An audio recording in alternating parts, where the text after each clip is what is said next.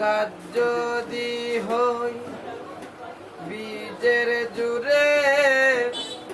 ফসল ধরে সময় গেলে স্বাদ হবে না আমাবস্যা পূর্ণিমা হই মহাযুগ সে দিনেও আমাবস্যা পূর্ণিমা হই মহাযুগ সে দিনেও লালন বলে এই সময় কেউ সন্দেহ কইর না